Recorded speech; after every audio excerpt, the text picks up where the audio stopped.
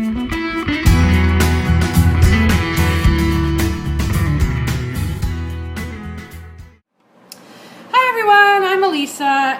welcome to Polymer Clay TV. Don't forget to subscribe so you don't miss anything, because we have lots of projects planned for you. So today we're going to make this picture frame, or I'm going to show you the basic elements on how to make it. And what I've done is I've used this clay that's called pumpkin, and then I've used some different inks. And I've used a combination of inks that I liked, and you can use whatever colors you want. It's totally up to you. And I've also used some cutters. We have this brand new cutter, which is a heart, and I used it right here, and then I decorated and whatnot. And then I have this other cutter that comes from the fancy scallop set to use on the sides. So I'll show you how I did everything. But I just wanted to talk a little bit about the cutter for a second, because someone had mentioned that their clay was getting stuck in it, and one of the things you need to do when it becomes summer months is that you really need to use a release. And that would be water, some Armor All, or some cornstarch baby powder. Those are the three best releases to use with polymer clay. So don't think that it's, you know, whatever you're working with. It's not the cutter that's causing it to stick. It's the clay. When it gets soft, it wants to stick to everything. So just be aware of that. But to clean these cutters is really simple. You can pull, oops, I always do that. I always lose my spring. But you pull the spring out, and then you just, these things poke out. And then you just run it under the faucet with a little soft brush or a scrubby, and it all comes off and cleans up really, really well. So they are real easy to clean. You can see the clay comes right off. So don't have to worry about trying to clean it all as one piece. You can take them all apart. And all of these kinds of cutters come apart, so you can clean them real easy. So with that said, let's get started. So let me just show you how this picture frame works before we do get started. It was $1 at Michael's. I mean, that was the whole amount I paid for it, $1. But I don't know if you can see this, but it does have a little stick and it stands up. So it's super cute, and it really, really is easy to make. And they make great gifts. So if you have some gifts that you need, you can do them in any style you'd like.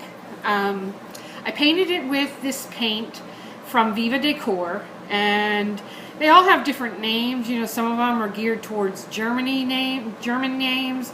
So I don't even know what this says, but it's a Viva Decor paint, and this is copper. You can find Viva Decor online. Alright, so we're going to be using this heart cutter for the top. We're going to be using this cutter for the sides. And we have some pigment inks in, this is a yellow color, this is Thyme, Graphite Black, and Rocket Red. And as I said, we're using the pumpkin color. This is the souffle, the Sculpey souffle clay. And then I have different things to cut my clay with. A blade, a X-Acto knife. And then I have this thing called a Fantastic. And it's basically a sponge applicator on a stick. And these come from Sukaneko, which has changed their names to Imagine Crafts. And you can find them at Michael's and different places like that. And the reason why I like this is because you can get in small areas that you may not be able to get in with something else, because it has a point. And that's what I did right here. I was able to trace around here and get this area without getting it all over the place. So that's really helpful. I have a poker and a knitting needle in case I have to poke out any holes or add anything. And I have a rod and a paintbrush. And then there's one more product which I'll show you afterwards, because that's like a final touch. Alright, so to get started, you want to condition your clay and roll it out. I did the third thickest setting on my pasta machine because I didn't want it to be too thick and bulky. And since I'm going long with these, I'm not going to roll this into a square. I'm going to go through my pasta machine with it longer like this so that I can stretch it and get enough to cover the edges of my picture frame. Since I need to go long, I'm going to stretch it this way instead of like I normally do in a square. So let me just run that through my pasta machine. You can start out on number 1 to get it going, the thickest setting in your machine, and then go on down to number 3. And that should give you a length that's plenty big to work with for your frame. See, it's even bigger than we need. So then I like to just kind of start in the middle, you know, so that I make sure I have enough room to cut. Now at this point, what you can do is you can take some water and put it onto your cutter, or you could take some Armor All and put it onto your cutter, put a little on your clay, and then stamp. I'm not going to do it. I have the AC on now. It should be cool enough in here. It's hopefully won't stick, but to avoid sticking, that's what you would do. So you're just going to push down on your cutter, and I like to give it a little wiggle, make sure it cuts it all. And then I pull up on my cutter, and it didn't really stick, so it was no problem. Now it's still connected on the end, so let me cut that here. And then I just pull away the excess. Now my cutter made a mark, so I can use my fingers to rub that out, so don't worry about that if it does, because I didn't line it up right. So here you have it. This is what the flames look like, the flame cutter or whatever you want to call it. Now, as you can see around the edges, you do need to clean it up, just like you would with any cookie cutter. And to do that, if you have a lot of extra clay, then you want to come in with your X-Acto knife and trim those little pieces away, okay? Or if you don't have a lot, you can take your knitting needle and kind of go around like this and just clean it up. For our purposes right now, I'm not even going to mess with cleaning it up, but you do want to do that so that you have, you know, a nice clean piece that you're working with. It's not all full of all kinds of extra clay. But another tip you can do too is you could just use it this way without cleaning it up, and then bake it, and then clean it up after you bake it, and then you can shave it off. So whichever works better for you, go for it. So this is the piece, just to give you an idea. We'll work with it, and I'm going to turn it around this way so I can see better. Now, if you wanted it to be thinner than this, you could just cut down all the way until you get it the size you want. Okay, so what I did was I started first with this yellow clay, this yellow pigment ink. Actually, I used this different brush. I used this longer brush. And so I just get this a little wet, and I go along the edge here and paint it yellow. Now I'm not doing the whole thing because if you've ever looked at a flame, it's yellows and oranges and reds, and so what I want to do is just kind of mimic that look with this ink as best as I can. So you go all the way down your length of your piece that you've created for whatever you're making. And once you have the yellow done, I have this also, this is a dye-based ink from Rubber Stampede. They're real cheapies. They never stay on, but they do work good, you know, so it's one of those things, you know, the product's not exactly fantastic, but the ink works good, so, and they're cheap, so, you know, you don't mind it if it comes off of the ink pad, and most of them do. So, and then I'm going on it like above the yellow with the orange, and kind of just dotting it around as I go. It's kind of hard for me to see, but you get the gist here. The idea is to give it, you know, the illusion of looking like a fire or a flame. So now I've got that color on, and now I'm going to do a rocket red, and that's going to be my tips. And you can change your paintbrush if you want. I'm just going to use the same one, and you can clean them in between. Well, it's completely up to you. You could use even a Q-tip if you didn't want to use the brush. Now the thing is, these pigment inks, they'll wash out of your brush. You can clean them up. The dye ink's a little harder too, but you can use alcohol to clean up the dye ink.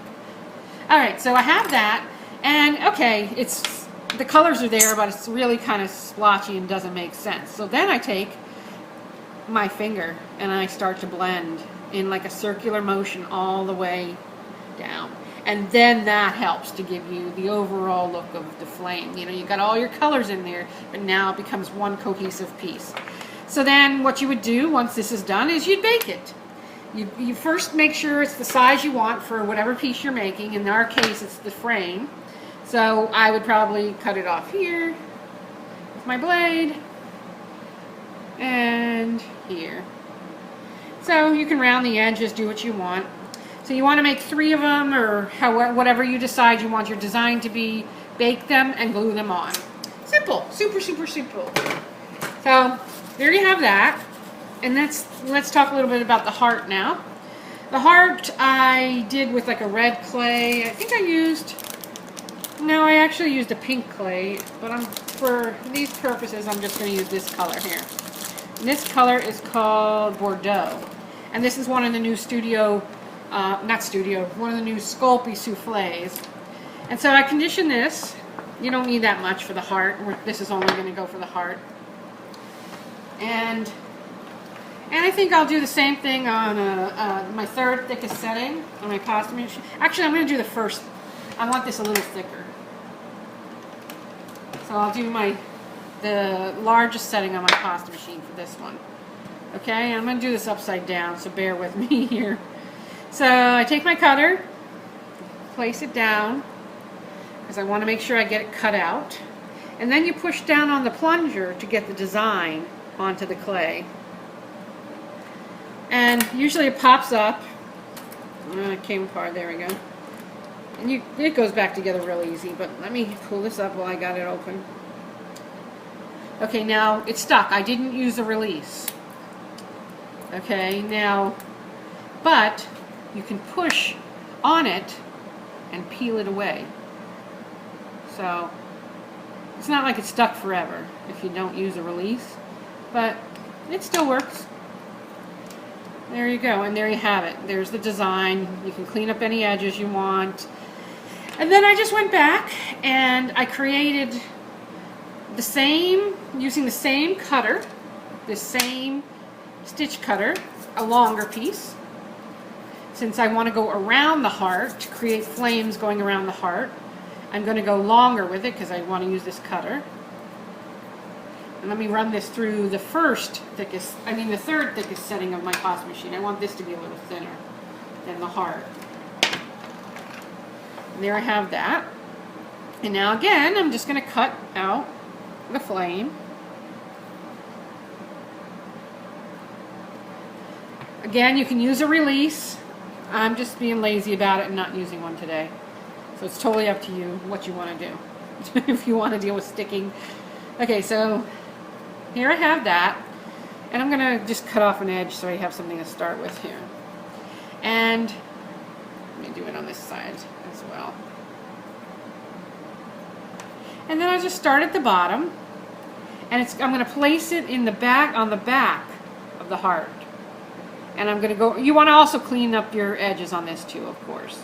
And then, let me see how I did this one. There you go, that's at the top. And so I'm just twisting it around till I get it exactly the way I want it. And then I'll cut off the extra. I think that's it. And I just cut the extra right there. So, and you can kind of play with it until you get it exactly the way you want it. So here's, you got the basic design, okay, of the flaming heart. Obviously you would pay a little more attention to details than I am, okay, because you won't be limited with the time like I am. So there you have that. And then I came back with the black ink, and this is pigment ink. And I pick it up on the sides of my Fantastic like this by just swirling it over. And you want to make sure you got a nice juicy pad. You don't want something that's dry because you won't get enough ink on it. And then you just trace around in there where you want it until it picks up the design. Okay, I'm upside down, so this isn't going to work so good. I'm going to get offline here. But you get the gist. Okay, so that's the black, which is, you would just continue all the way around. And this just to outline the heart. And then I did this green, same way. And then I dotted inside of each of these leaves until I had a nice design. Then at this point, once you get it all inked up and the way you want it, you want to go bake this as well. So now okay, there's one other thing I want to tell you about. On the back, there's going to be a little cavity. I would fill that cavity, because just fill it with some clay, because it'll tend to like want to go in on itself, down in, see like that, how it wants to get a little concave. You don't want that, or maybe you do. But if you don't want it to fill the back with a little clay, just take a sheet of clay and stick it back there, and that'll stop that from happening.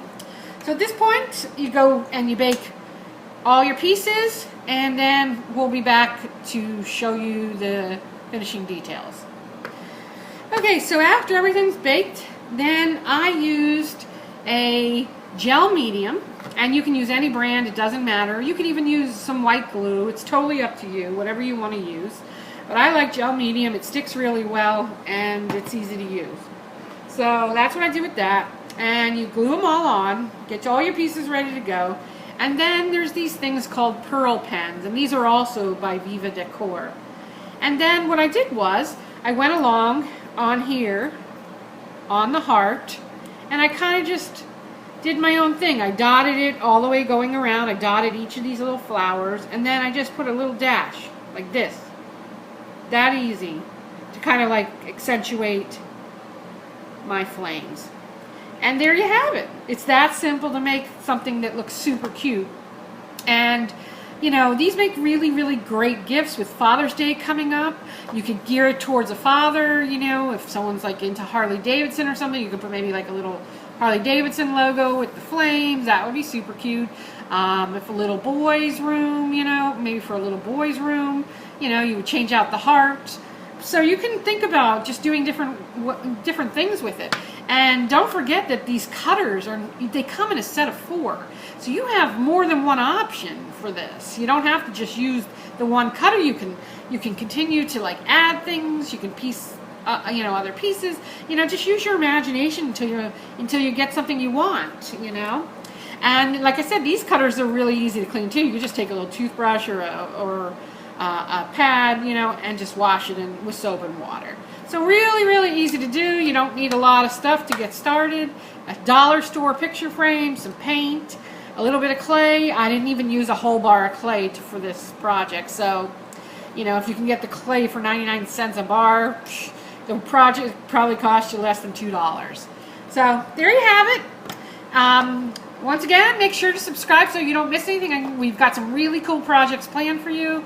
Lots of fun things happening. Make sure to head over to polymerclaytv.com, and everything's on the site there. And we also have a community at polymerclayadventure.com, and you can check that out.